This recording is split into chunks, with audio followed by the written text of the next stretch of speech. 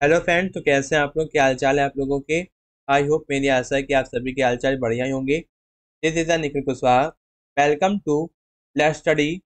Let's study में आपका स्वागत है फ्रेंड्स। आज हम इस वीडियो सेशन में डिस्कशन करेंगे जो आपके सीटेट ऑनलाइन एग्जाम हुए थे, सीटेट दिसंबर जनवरी 2022-2023 को जो सीबीएसई के द्वारा कंडक्ट किए गए थे, उनके हम इस वीडियो सेशन में ऑनलाइन एग्जाम के क्वेश्चन पेपर को सॉल्व करेंगे और डिटेल में डिस्कस करेंगे फ्रेंड्स। आई होप यह वीडियो सेशन आपको पसंद आएगा। अगर आप हमारे वीडियो में पहली बार आए हैं या हमारे यूट्यूब चैनल लेट्स स्टडी पर पहली बार आए हैं या फर्स्ट टाइम विजिट किया है, तो हमारे यूट्यूब चैनल लेट्स स्टडी को सब्सक्राइब करें, बेल आइकन पर प्रेस करें, ताकि आपको हमारे यूट्यूब चैनल लेट्स स्टडी के माध्यम से आपको सभी लेटेस्ट एजुकेशन वीडियोस का नोटिफिकेशन आपको टाइम से मिल सके, आप तक टाइम से पहुंच सके। अगर आपको वीडियो अच्छा लगता है, अगर आपको वीडियो सेशन अच्छा लगे, तो वीडियो को ज़्यादा से ज़्यादा लाइक करें और ज़्यादा से ज़्यादा शेयर करें अपने फ्रेंड्स को, ताकि जो टीचिंग एग्जाम में तैयारी कर रहे हैं। तो चलिए फ्रेंड्स, वीडियो सेशन को स्टार्ट करते हैं। तो फ्रेंड्स, वीडियो में हम लोग डिस्कशन करेंगे सीटेट दिसंबर 2022-2023 की क्वेश्चन पेपर जो सीबीएसई के द्वारा कंडक्ट किए गए थे। तो इस वीडियो में हम लोग डिस्कशन करेंगे सीटेट पेपर 1 जो आपका 11 जनवरी 2023 को ऑनलाइन एग्जाम कंडक्ट किया गया था सीबीएसई के द्वारा। और फ्रेंड्स, इस वीडियो में हम लोग डिस्कशन करेंगे ईवीएस के 15 पेडागोजी बेस्ड क्वेश्चन जो आपके 11 जनवरी 2023 के ऑनलाइन एग्जाम में आए थे। तो चलिए फ्रेंड्स, वीडियो सेशन को स्टार्ट करते हैं और सॉल्व करना स्टार्ट करते हैं। फ्रेंड्स, ये आपका सीटेट पेपर 1 है, ऑनलाइन एग्जाम का यह क्वेश्चन पेपर है जो आपका 11 जनवरी 2023 को यह ऑनलाइन एग्जाम कंडक्ट किया गया था सीबीएसई के द्वारा। और यह क्वेश्चन पेपर सीटेट पेपर 1 का है। और फ्रेंड्स, इस वीडियो में हम लोग डिस्कशन करेंगे ईवीएस के 15 पेडागोजी बेस्ड क्वेश्चन। तो फ्रेंड्स, यह क्वेश्चन पेपर आपको सीबीएसई साइट पर seated.nic.in पर भी आपको मिल जाएगा और मेरे टेलीग्राम चैनल पर भी आपको यह क्वेश्चन पेपर आपको मिल जाएगा। और मेरे टेलीग्राम चैनल का नाम है लेट्स स्टडी टीम इंडिया।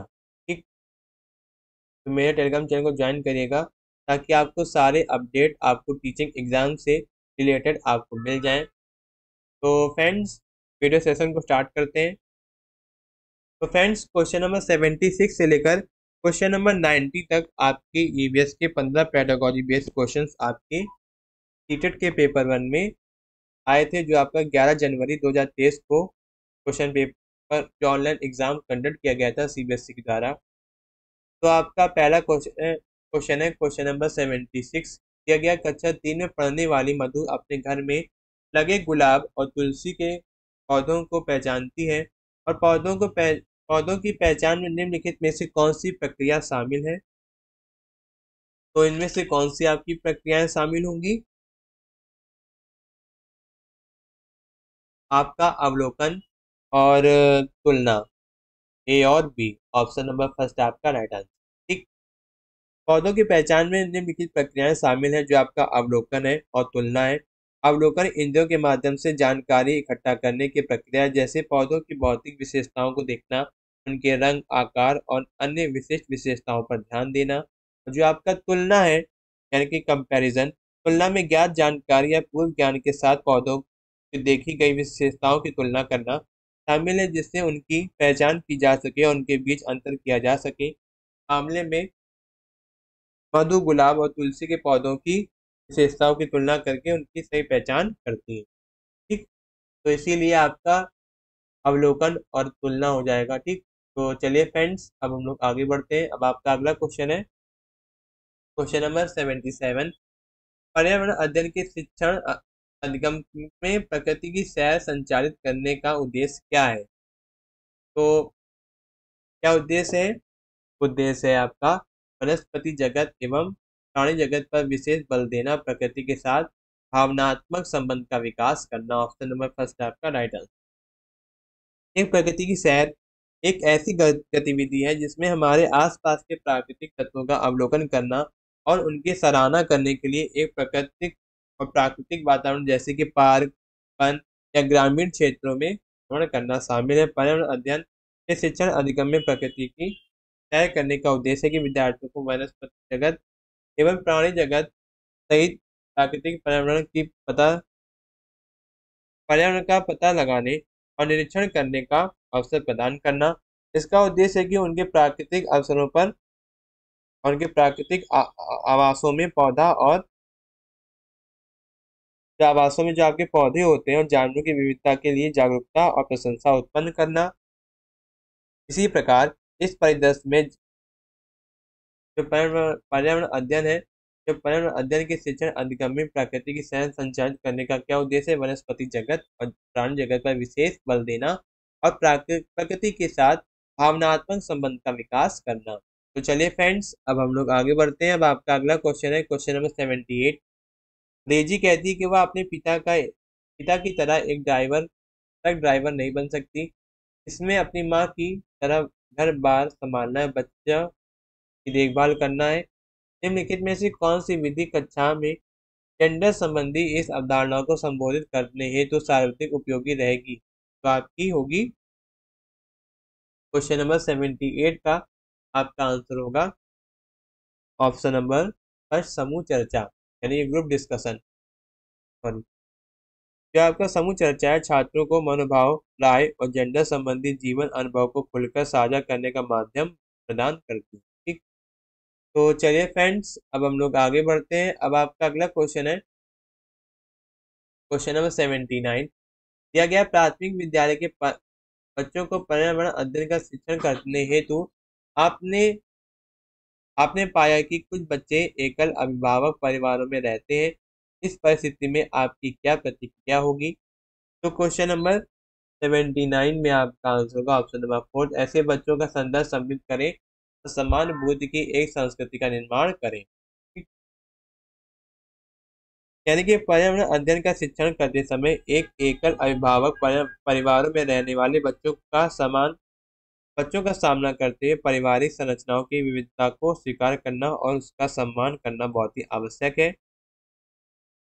तो चलिए फ्रेंड्स, अब हम लोग आगे बढ़ते हैं। क्वेश्चन नंबर 80 है आपका रूपल, कक्षा 5 की छात्रा है। वह अपने शिक्षक को बताती है कि जब उसकी छोटी बहन रोती है तो दादी उसे कहती है कि चुप हो जा या नहीं तो चांद पर बैठा बूढ़ा बाबा उसे ले जाएगा। यदि आप रूपल के शिक्षक हैं तो आप क्या कहेंगे? तो क्वेश्चन नंबर 80 का आपका आंसर हो जाएगा ऑप्शन नंबर 4, रूपल से कहेंगे कि वह सूचना का संकलन कर इस तथ्य की जांच करे। ऑप्शन नंबर 4 आपका राइट आंसर। अब आपका अगला क्वेश्चन है क्वेश्चन नंबर 81। दिया गया कक्षा 1 में शिक्षक के रूप में आपसे अपेक्षा है कि आप विद्यार्थियों को ज्ञानेंद्रियों से परिचित करवाएं। आप तो क्वेश्चन नंबर 81 में आपका आंसर होगा ऑप्शन नंबर 3, प्रत्येक संवेदना का कार्य चित्रण करने के लिए मूर्त पदार्थ का उपयोग करेंगे। ऑप्शन नंबर 3 आपका राइट आंसर। कक्षा 1 के युवा विद्यार्थी व्यवहारिक अनुभव और ज्ञानेंद्रियों जैसे अमूर्त अवधारणाओं को समझने के लिए मूल उदाहरणों से लाभान्वित होते हैं। ठीक, अब आपका अगला क्वेश्चन है क्वेश्चन नंबर 82 सॉरी। दिया गया निम्नलिखित में से कौन सा कथन पर्यावरण अध्ययन की प्रकृति का सर्वाधिक उपयुक्त व्याख्या है? तो क्वेश्चन नंबर 82 का आपका आंसर का ऑप्शन नंबर 3, पर्यावरण के बारे में सतत रहने वाले अधिगम प्रक्रिया। ऑप्शन नंबर 3 आपका राइट आंसर। पर्यावरण अध्ययन एक बहुविषयक क्षेत्र है जो पर्यावरण की समझ विकसित करने पर केंद्रित है। इसमें इसके घटक, प्रक्रियाएं और अंत क्रिया शामिल है। इसमें पर्यावरण के विभिन्न पहलू और जैसे कि पारिस्थितिक तंत्र, प्राकृतिक संसाधन, प्रदूषण, संरक्षण और सतत विकास के बारे में सीखना शामिल है। पर्यावरण अध्ययन पर्यावरण के बारे में सतत रहने वाले अधिगम प्रक्रिया होती है, जबकि ईवीएस को किसी भी विशेष शिक्षक या शिक्षा स्तर से सीमित नहीं रखा जाता है, वरना इसे स्कूली शिक्षा से परे भी फैलाया जाता है। यह महत्व होता है कि निरंतर शिक्षा और पर्यावरण के बारे में ज्ञान और समझ की जरूरत जीवन के हर क्षण में। इसमें पर्यावरणीय चुनौतियों को समझने के लिए उचित निर्णय लेने और सतत अभ्यासों को प्रोत्साहित करने के लिए ज्ञान, कौशल और रवैये का विकास शामिल है। तो चलिए फ्रेंड्स, अब हम लोग आगे बढ़ते हैं। अब आपका अगला क्वेश्चन है क्वेश्चन नंबर 83। कक्षा 2 में एक पर्यावरण अध्ययन शिक्षक के रूप में अपने आपको विद्यार्थियों को यात्रा थीम से परिवहन प्रकरण का संपादन करना है, इसलिए आप क्या करेंगे? तो क्वेश्चन नंबर 83 का आपका आंसर होगा ऑप्शन नंबर थर्ड, सूचना एवं संप्रेषण साधनों का उपयोग करके उनके अनुभव से निष्कर्ष निकालेंगे। ऑप्शन नंबर थर्ड आपका राइट आंसर। क्या आपका था? Value based question. तो चलिए फ्रेंड्स, अब हम लोग आगे बढ़ते हैं। क्वेश्चन नंबर 84 है आपका, पर्यावरण अध्ययन की प्रकृति को निम्नलिखित में से कौन सा कथन सर्वोत्तम प्रकार से प्रदर्शित करता है? तो क्वेश्चन नंबर 84 का आपका आंसर होगा ऑप्शन नंबर थर्ड, पर्यावरण अध्ययन पर्यावरण और पर्यावरणीय समस्याओं के बारे में जागरूकता और संवेदनशीलता है। ऑप्शन नंबर थर्ड आपका राइट आंसर। अब आपका अगला क्वेश्चन है क्वेश्चन नंबर 85। दिया गया कक्षा 3 के विद्यार्थियों को प्रकरण चिट्ठी आई है के शिक्षण के लिए निम्नलिखित में से कौन सी क्रियाकलाप उपयुक्त है? तो क्वेश्चन नंबर 85 में आपका आंसर हो जाएगा ऑप्शन नंबर फोर, सी और डी। विद्यार्थियों को उनके दादा दादी को पत्र लिखने के लिए तैयार करिए और डाकिये के कार्य को अनुभव करने के लिए एक स्थानीय डाकघर जाने की योजना बनाइए। ऑप्शन नंबर फोर्थ आपका राइट। अब आपका अगला क्वेश्चन है क्वेश्चन नंबर 86। दिया गया है आपका, निम्नलिखित में से कौन से कथन बच्चों के पर्यावरण अध्ययन सीखने के संदर्भ में सत्य है? तो क्वेश्चन नंबर 86 में ए सही होगा, सी सही होगा और डी सही होगा। ए, सी और डी। ऑप्शन नंबर सेकंड आपका राइट आंसर। अब आपका अगला क्वेश्चन है क्वेश्चन नंबर 87।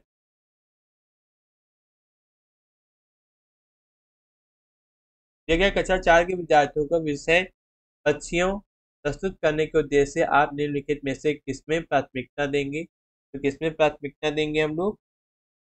स्थानीय पक्षियों, उनके प्रकृति और उनके आवास स्थानों की पहचान करने के लिए प्रकृति की सैर का उपयोग कीजिए। ऑप्शन नंबर थर्ड आपका राइट आंसर। अब आपका अगला क्वेश्चन है क्वेश्चन नंबर 88। दिया गया वाणी ने कहा आम का पेड़ खुली छतरी जैसा है, उसका कथन में वाणी द्वारा किन प्रक्रियाओं का प्रयोग किया गया है? तो किसका प्रयोग किया गया है आपका? क्वेश्चन नंबर 88 में प्रयोग किया गया आपका अवलोकन का, तुलना का और कल्पना का। ए, बी और डी। ठीक, ऑप्शन नंबर फोर्थ आपका राइट आंसर। डॉक्टर वाणी द्वारा अपने कथन आम का पेड़ एक खुली छतरी जैसा है कि में उपयोग की जाने वाली कुछ प्रक्रियाएं जो आपका अवलोकन, तुलना और कल्पना। जो आपकी कल्पना है, मैंने पिछले क्वेश्चन में आपको बताया था कि अवलोकन और तुलना के बारे में, और इसमें हम लोग एक और टर्म जुड़ गया है, क्या है आपका? कल्पना। ठीक, जो आपकी कल्पना है, वाणी ने अपनी कल्पना का प्रयोग एक खुली छतरी के समान दिखने वाले आम के पेड़ की मानसिक छवि या अवधारणा बनाने किया है। तो चलिए फ्रेंड्स, अब हम लोग आगे बढ़ते हैं। अब आपका अगला क्वेश्चन है क्वेश्चन नंबर 89। कक्षा 3 में विषय जल का शिक्षण करते हुए विद्यार्थियों ने ऐसे उदाहरणों को साझा किया जिसमें लोगों को सार्वजनिक संसाधनों जैसे कुआं, तालाबों इत्यादि से जल पीने के लिए मना किया गया था। आप ऐसी परिस्थितियों में कैसे निपटेंगे? तो क्वेश्चन नंबर 89 में जो आपका ऑप्शन होगा ए सही होगा, सी सही होगा और डी सही होगा। ऑप्शन नंबर थर्ड आपका राइट आंसर। ठीक है, अब आपका अगला क्वेश्चन है, लास्ट क्वेश्चन है क्वेश्चन नंबर 90।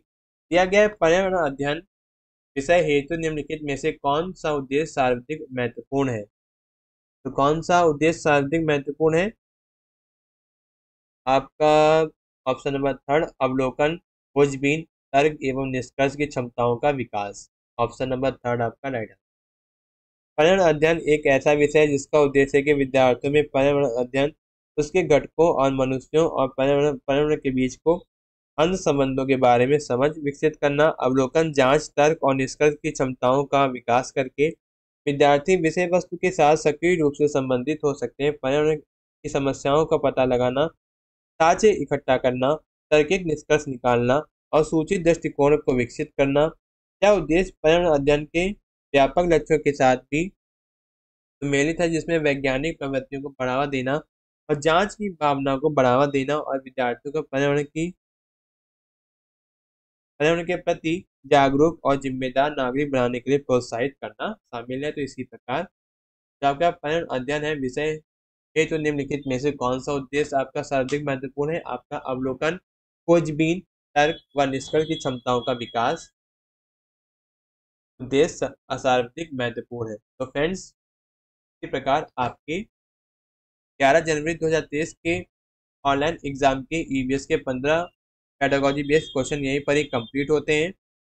आई होप आपको यह वीडियो सेशन पसंद आया होगा, पूरा डिस्कशन पसंद आया होगा। हमने सीटेट के ऑनलाइन एग्जाम के केवल ईवीएस सेक्शन के 15 पेडागोजी बेस्ड क्वेश्चंस के आंसर अच्छी तरीके से डिटेल में डिस्कस किए, जो आपके ऑनलाइन एग्जाम 11 जनवरी 2023 को सीबीएसई द्वारा कंडक्ट किया गया था। और यह क्वेश्चन पेपर बहुत ही इंपॉर्टेंट है जो लोग टीचिंग एग्जाम की तैयारी कर रहे हैं, जिसमें आपका ईवीएस यानी कि environmental studies and pedagogy subject पूछा जाता है टीचिंग एग्जाम में। जो लोग टीचिंग एग्जाम से रिलेटेड एग्जाम की तैयारी कर रहे हैं, तो यह वीडियो उनके लिए बहुत ही हेल्पफुल है, बहुत ही मददगार साबित होगा। तो प्लीज़ वीडियो को ज़्यादा से ज़्यादा लाइक करें और ज़्यादा से ज़्यादा शेयर करें अपने फ्रेंड्स को, ताकि यह वीडियो उनके लिए बहुत ही हेल्पफुल हो, बहुत ही मददगार साबित हो।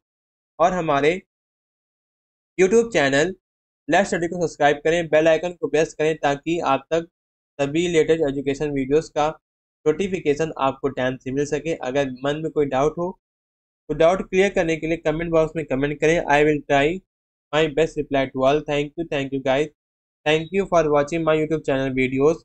मिलते हैं अगले वीडियो में, जिसमें हम लोग डिस्कशन करेंगे सीटेट एग्जाम का नेक्स्ट सेक्शन या next question paper. Best of luck for your teaching exam. मिलते हैं अगली वीडियो में। थैंक यू, धन्यवाद।